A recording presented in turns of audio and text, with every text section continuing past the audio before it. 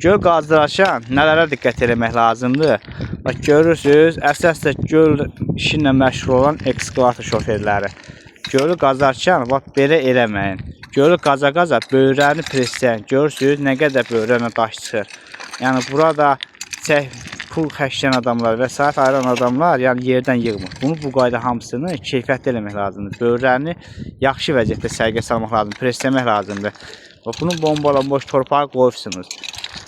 Su da dolandan sonra torpaq presləndə altında qalan daşmı, çöpmü, hamısını membranı və yaxud da klonkanı deşir çıxır eşiyə.